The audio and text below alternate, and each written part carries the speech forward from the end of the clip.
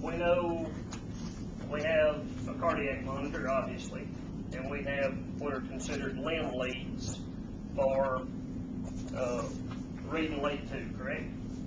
Y'all learn them like salt, pepper, ketchup, or white on the right, smoke over fire, okay? Well, when we learn acronyms like that, I'm not an artist. There's our 4 chambers of our heart. When we put our lead placement on, y'all know if this one's positive or negative, our white one on our right side.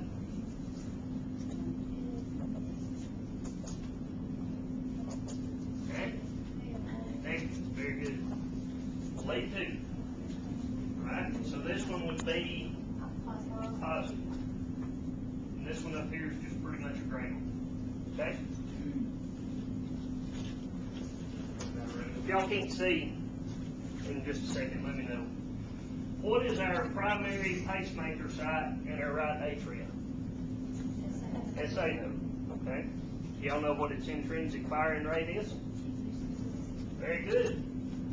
Alright. Our SA normal intrinsic rate is 60 to 100 beats per minute. Do we know what our next pacemaker site is? Okay. What does AV stand for? Okay, because it lies on that septum, right? What connects these two? Internodal pathways? Yes? Sound good? All right. They're going to basically agree with anything you say. Okay. All right. What is below our AV node? AV junction? Maybe? Sometimes? All right. And we've got another system. Comes down from this. Somebody tell me what those are? Conduction system. Purkinje fibers. Very good. All right. So we know our intrinsic rate for SA is 60 to 100. What about our AV? 40 to 60. Purkinje system.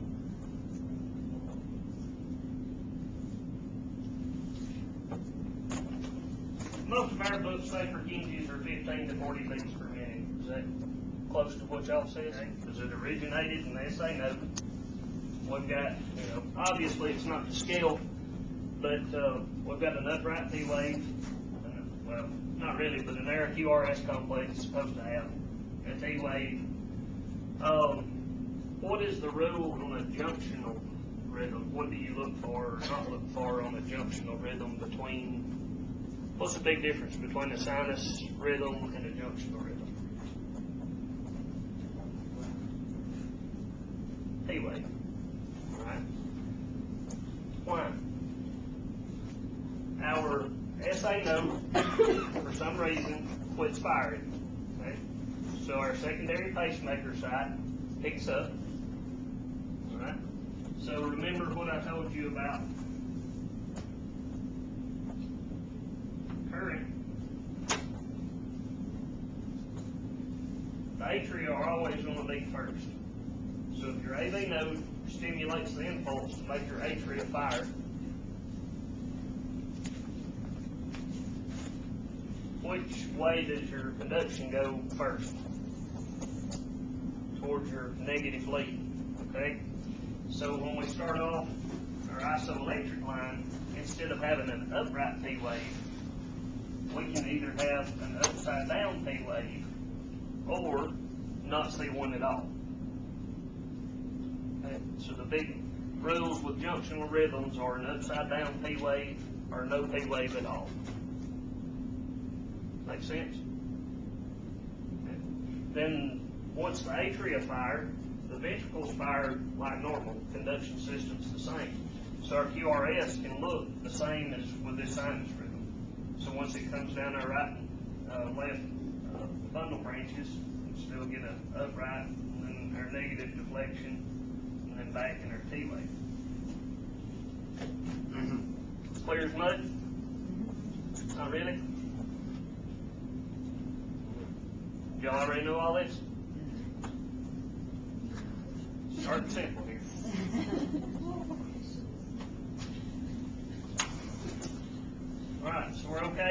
pick out a sinus rhythm. It doesn't matter if it's fast or slow, we can pick out a sinus rhythm. Okay? Sinus brady, sinus tack, we've got upright P waves, narrow QRS complexes, junctional rhythm, an upside down or no P wave. And remember your rates. Typically, now there's exceptions to almost everything in the medical field. And you can have accelerated junctional rhythms with rates greater than 60, as well as you can have sinus rhythms greater than 100. Okay? But typically, when you're doing patient assessment, you know, if you've got this rhythm and the range is between 60 and 100, it's a good indication it's a sinus rhythm. The same thing here. If you end up with a slow, upside down or no P wave in the junctional rhythm, you know, more times than not, you're going to keep that 40 to 60 range as far as a heart rate goes. Okay? Just another little clue to kind of help tell you it's junctional rhythms. Are they narrow or wide? Anybody seen a PVC before?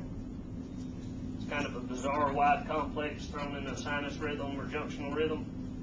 All right, we don't have a P wave with it. It's just a wide, bizarre complex that comes all by itself. Okay, so that's what we're looking for out of ventricular rhythms. Okay, they're normally wide and bizarre. So we could have our isoelectric line, and it may start off looking like a QRS and just be a wide, bizarre something.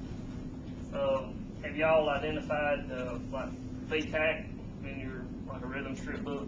You know how it's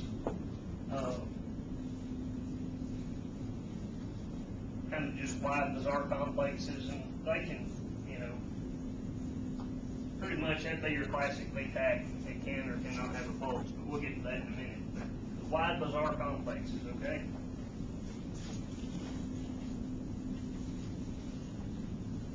Now, I know there's an example of VTAC and VFib in chapter 36 in your book. So that's So we're okay on our conduction system and looking at positives and negatives and which way currents travel based on where the impulse generates from.